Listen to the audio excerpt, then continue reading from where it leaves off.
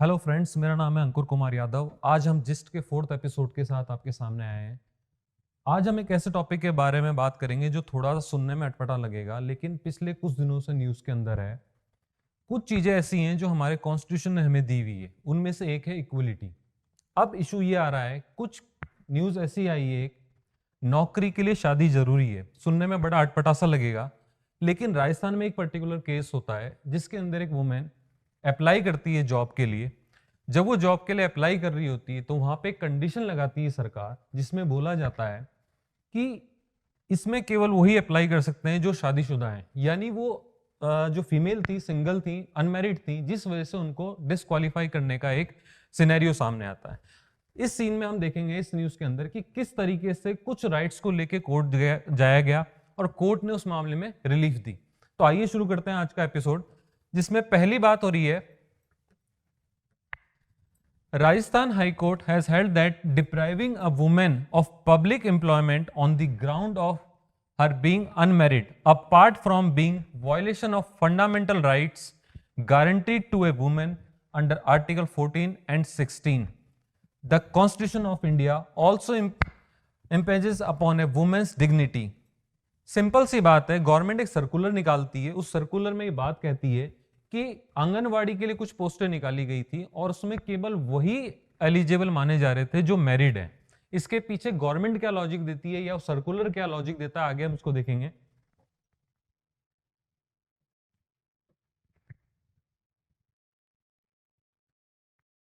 The bench of justice Dinesh Mehta ji stressed that the state cannot prevent a woman from claiming a job simply because she is not tied nuptial knot। यानी honourable court ने इस चीज को माना है कि आप किसी इंसान को सिर्फ इसलिए नौकरी से मना नहीं कर सकते कि वो न्यूपिटल नॉट में नहीं है, उसकी शादीशुदा नहीं है, क्योंकि वो सिंगल है। ये कोई लॉजिक नहीं दे सकते आप कि जस्ट बिकॉज वो सिंगल है इसलिए आप उसको नौकरी नहीं दोगे। थर्ड बात इसमें होती है, the condition of a women to be married being absolutely unconscionable and violative of women's right to apply and get public employment is liable to be declared arbitrary and unconstitutional। दो भारी शब्द इस्तेमाल करे गए हैं, arbitrary and unconstitutional। यानी आप मनमाने ढंग से कुछ रूल नहीं बना सकते जिसमें आप कह रहे हो कि किसी का मैरिटल स्टेटस देख के हम उसको जॉब ऑफर करेंगे या जॉब के लिए अनएलिजिबल या एलिजिबल घोषित करेंगे, डिक्लेयर करेंगे। कोर्ट ने एक कॉमन ऑब्जर्वेशन दी। उस ऑब्जर्वेशन में बोला, the court observe thus while dealing with a writ petition filed by an unmarried women challenging as condition in the state government circular of 2016। 2016 का एक सर्कुलर है जिसको चैलेंज करा है, concerning the selection and appointment with the engagement of anganwadi कार्यकर्ता, mini कार्यकर्ता and helper. कुछ पोस्टें निकाली गई थी आंगनवाड़ी के अंदर, जिसमें 3 पोस्टों का यहां पे जिक्र हो रहा है। उसमें कंडीशन ये रखती है गवर्नमेंट कि आप सिंगल होने चाहिए या अनमैरिड होने चाहिए। The said condition allowed only unmarried women to apply for the post. ऐसा कहा जा रहा है कि उसमें जो कंडीशन दी गई थी वो ऐसी थी कि केवल अनमैरिड वुमेन ही उसको अप्लाई कर सकती थी उस पर। नेक्स्ट बात हो रही है, फोर्थ पॉइंट में एक बात चल रही है, it was her contention before the high court that the state of Rajasthan advertisement issued in 2019 inviting only married women candidates to apply for the post of anganwadi karyakarta and other post was discriminatory as it did not allow her an unmarried women to apply for the post. Clear cut violation है constitution का कि आप public employment में किसी भी तरह का discrimination, और वो भी इस तरह का कि वो इंसान मैरिड है या अनमैरिड है, नहीं कर सकते। नेक्स्ट बात आती है,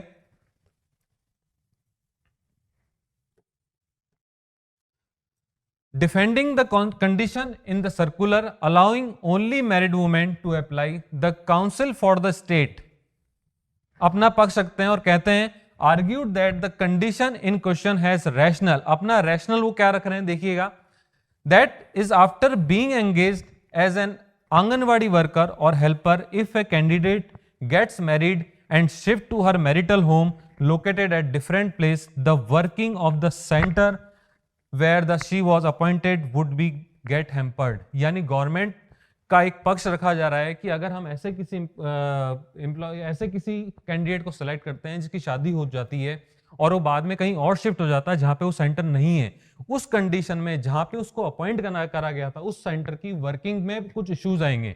ये गवर्नमेंट का पक्ष था कोर्ट में। नेक्स्ट बात आती है इसमें,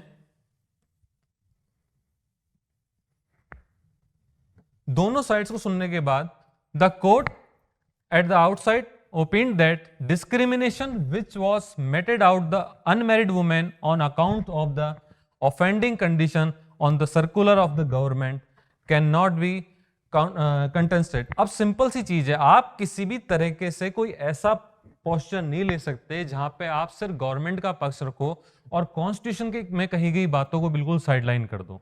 यानी गवर्नमेंट के सामने कोई भी कंडीशन हो, अगर पब्लिक एम्प्लॉयमेंट है तो उसको जो रिक्रूटमेंट का प्रोसेस होगा वो सारा का सारा कैसे होगा, एज पर कॉन्स्टिट्यूशन। एक 6 पॉइंट में बात हो रही है यहां पे,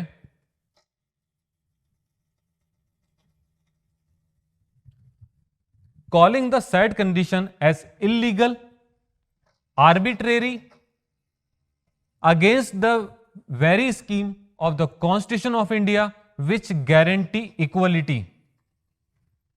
The court observed that the condition was an entirely new front of discrimination, यानी एक बिल्कुल नए तरीके के डिस्क्रिमिनेशन को आप आगे ला रहे हो। कोर्ट का ये कहना है कि आज तक हमने कई तरह के डिस्क्रिमिनेशन देखे हैं, लेकिन ये सब करके आप एक नया पहलू लेकर आ रहे हो, एक नया एस्पेक्ट लेके आ रहे हो डिस्क्रिमिनेशन का, which was not even envisaged or thrown out by the framers of the constitution। यानी जो हमारे कॉन्स्टिट्यूशन के मेकर्स थे वो कभी ऐसा नहीं चाहते थे, ना ऐसा सोच सकते थे कि इस तरह का भी कोई आगे जाके फ्यूचर में डिस्क्रिमिनेशन इस देश को फेस करना पड़ेगा। एक इस केस के बारे में कोर्ट कहते हैं, present case is a classic case where the discrimination encountered by women has been given a new face. यानी वुमेन्स के साथ कई तरह के डिस्क्रिमिनेशन इस देश में रहे हैं पुराने टाइम में, इस केस से एक ऐसा नया डिस्क्रिमिनेशन निकल के आया है जो कई सारे नए डाउट्स को एक तरीके से लोगों के सामने रख रहा है कि वुमेन्स को किस किस तरह का डिस्क्रिमिनेशन का सामना करना पड़ सकता है। नेक्स्ट आ रहा है, an unmarried women is discriminated against the married women. यानी वुमेन, दो वुमेन्स के बीच ही आपने डिस्क्रिमिनेशन कर दिया, और किस बेसिस पे कर दिया कि एक मैरिड है और एक अनमैरिड है। नेक्स्ट आओ,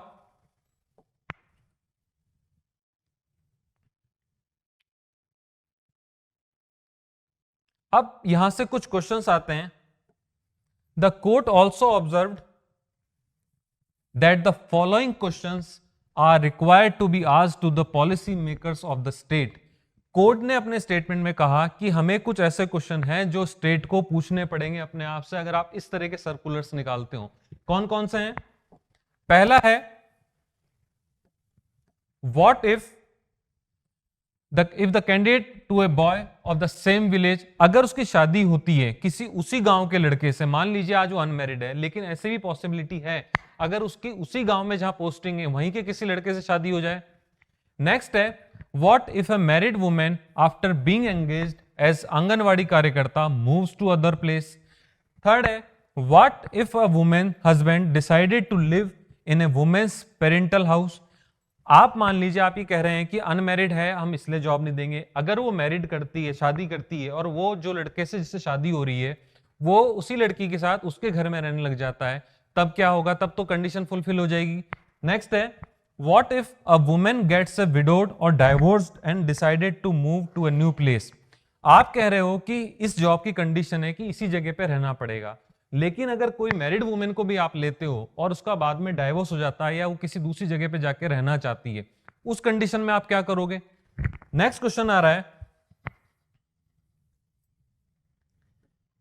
गवर्नमेंट पॉइंट दे रही है सर्कुलर में अपने कि ऐसा हम ऐसे उसको नौकरी नहीं देंगे जो अनमैरिड है, लेकिन ऐसी क्या कंडीशन है कि ऐसा भी हो सकता है जो अनमैरिड इंसान हो वो हमेशा अनमैरिड ही रहना चाहे, शादी नहीं करना चाहे। जैसे what if a women does not wish to marry at all, अगर कोई इंसान सिंगल ही रहना चाह रहा है तो भी क्या आप उसको जॉब नहीं दोगे? कुछ ये ऐसे क्वेश्चंस हैं जो कोर्ट ने उठाए हैं कि पॉलिसी मेकर को सोचना होगा ऐसे सर्कुलर निकालने से पहले कि वो क्या लिख रहे हैं और क्या हमारा कॉन्स्टिट्यूशन कह रहा है और क्या फ्यूचर पॉसिबिलिटीज हो सकती हैं। नेक्स्ट आता है,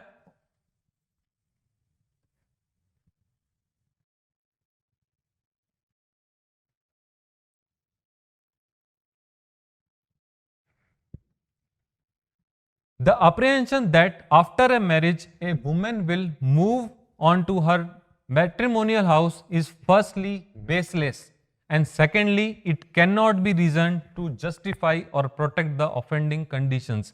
आप ये नहीं कह सकते क्लियर कट कि एक apprehension निकला है कि after marriage a women will move on to her matrimonial house सिर्फ इस बेसिस पे कि वो किसी और जगह चली जाएगी, इसलिए हमारा जो कंडीशंस है वो फुलफिल नहीं होगी.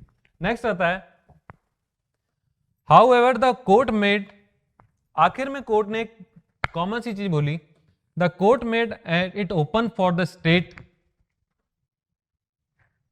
To take a request undertaking from the unmarried woman candidate or amend the circular so as to ensure that a woman have been engaged on any post in any Anganwadi center migrate to a place other than the area covered by the Anganwadi center on the account of marriage, otherwise her engagement will be brought to an end. Basic propaganda, basic issue ये चल रहा है यहाँ पे कि आपको किसी भी कंडीशन में आप ये नहीं बोल सकते कि सिर्फ जस्ट बिकॉज कोई इंसान अनमैरिड है या सिंगल है उस बेसिस पे हम उसको जॉब नहीं देंगे. तो उम्मीद करते हैं आज का एपिसोड आपको पसंद आया होगा. इस एपिसोड के बारे में आपकी क्या राय है हमें हमारे कमेंट बॉक्स में बताइए और इस वीडियो को जितना ज़्यादा शेयर कर सकते हैं, लाइक कर सकते हैं, कीजिए. Thank you so much.